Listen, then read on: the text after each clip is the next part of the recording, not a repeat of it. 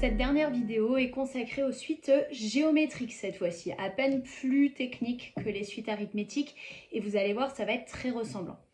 Alors, encore une fois, je vois des nombres qui augmentent très rapidement, donc je vais plutôt chercher une multiplication qui relie chacun des termes. Et je me rends compte assez facilement que pour passer au prochain terme, il faut multiplier, cette fois-ci par 3. Ce qui m'amène à la définition. Normalement, vous devriez pouvoir anticiper. Le rang UN plus 1, donc si je vais regarder beaucoup plus loin, au rang UN et au suivant, il va aussi falloir faire x3. Donc UN plus 1, ça va être le rang N fois 3.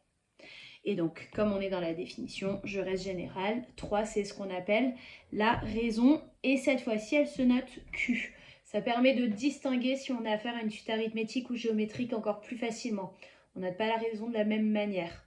Alors, la propriété, de manière identique que pour les suites arithmétiques, j'aimerais savoir comment je fais pour avoir directement le rang N sans passer par tous les rangs intermédiaires. Ça va être le même principe, on va démarrer de U0 et on va multiplier par la raison une fois, deux fois, trois fois, etc. etc. Donc, on va faire fois la raison, fois la raison, fois la raison, fois la raison, N fois de suite. Autrement dit, la raison à la puissance N. Encore une fois, on va montrer par récurrence notre résultat. Donc, montrons par récurrence que pour tout N entier naturel, on a bien que UN, c'est égal à U0 fois la raison à la puissance N. Donc, je recommence par l'initialisation. Donc, pour N égale 0, je calcule cette partie-là. U0 fois la raison à la puissance 0. N'importe quel nombre à la puissance 0, ça fait 1. Ça fait bien U0. Donc, mon initialisation, elle est bien validée. Et je passe à l'hérédité. Donc, je suppose que c'est vrai pour un rang K.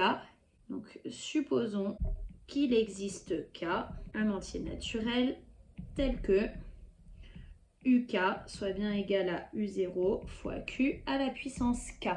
On veut montrer que c'est vrai au rang K plus 1. Donc, montrons que UK plus 1, c'est bien égal à U0 fois Q à la puissance K plus 1 cette fois-ci.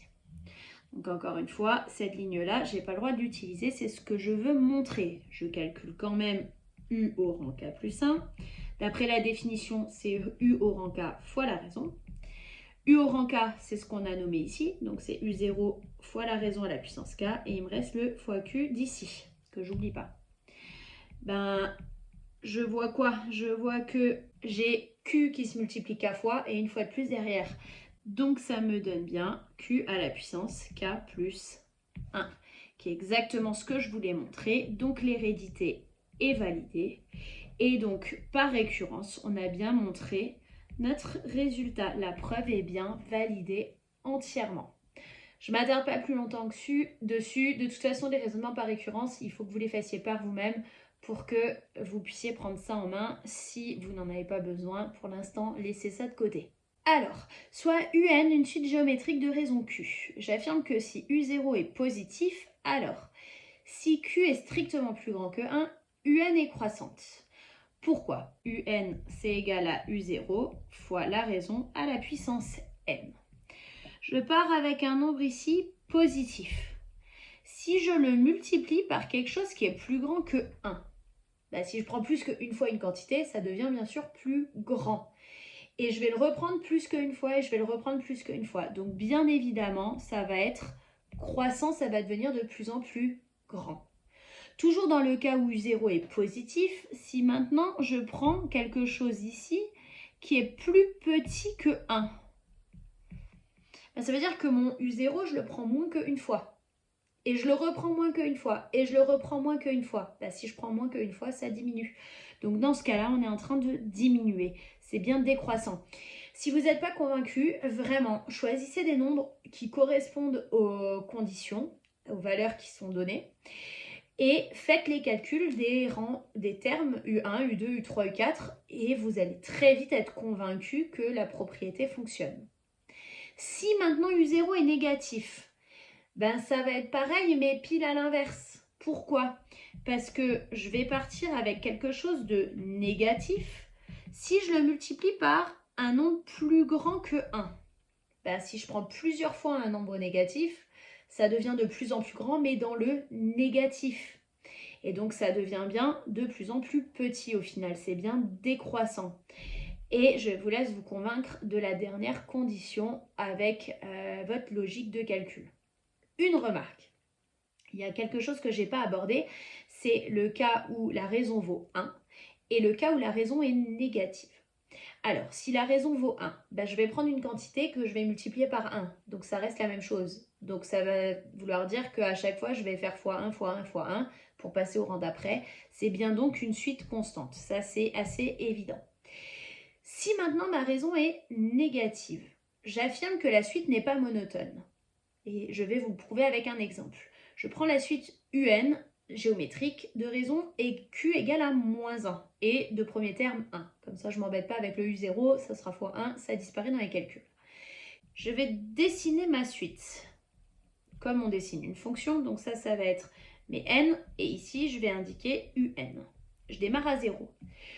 Au rang 0, ça me fait donc moins 1 puissance 0, ça fait 1. Donc, ça me donne le terme qui est ici, à 1. U1, c'est moins 1 à la puissance 1, ça fait donc moins 1. Donc en 1, ça nous donne ici moins 1. U2, moins 1 au carré, ça fait plus 1. U3, ça va faire moins 1 au cube, ça va faire moins 1. Et ma suite, elle va faire comme ça tout du long.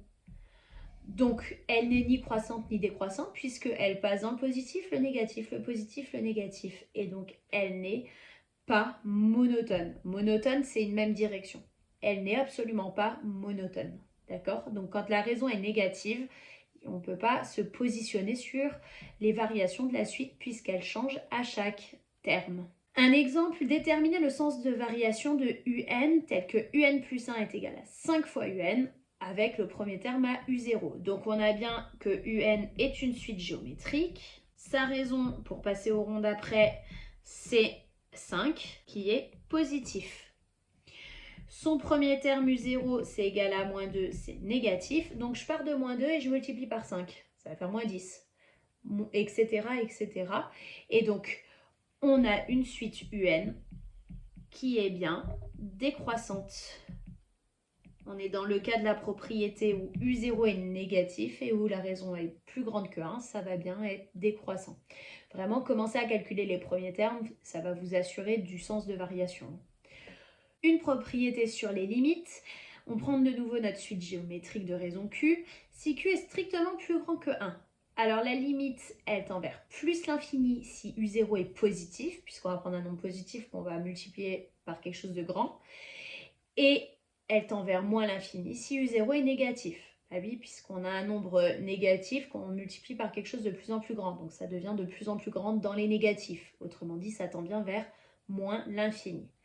Si la raison, elle est entre moins 1 et 1, on va prendre moins qu'une fois. Ou alors dans les positifs ou les négatifs, mais peu importe, on prend moins qu'une fois.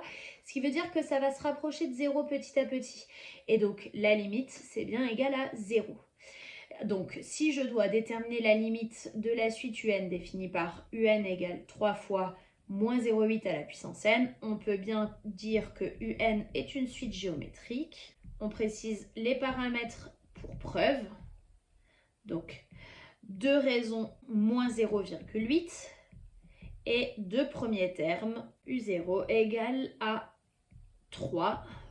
On est dans le cas où la raison est entre moins 1 et 1, donc on en déduit que la limite quand n tend vers plus l'infini de la suite UN est égale à 0. Bah oui, je vais multiplier par moins 0,8, petit à petit ça va devenir de plus en plus petit.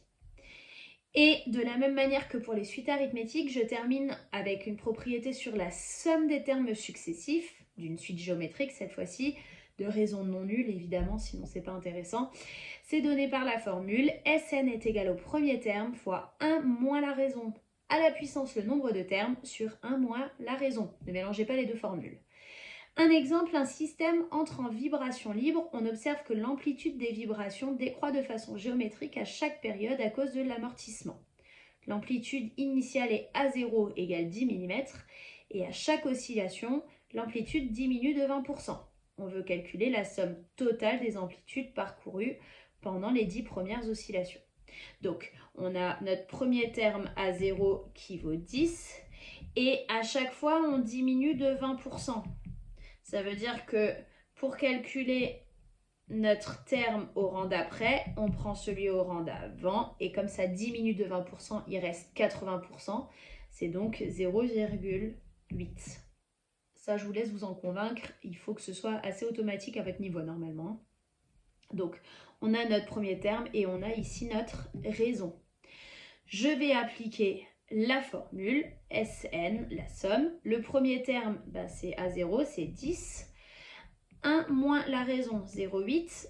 À la puissance, le nombre de termes, on veut les 10 premières oscillations, donc puissance 10 sur 1 moins la raison. Et ça, je fais mon calcul et ça me donne environ 44,63 mm d'amplitude totale parcourue pendant les 10 premières oscillations. Voilà pour les suites géométriques.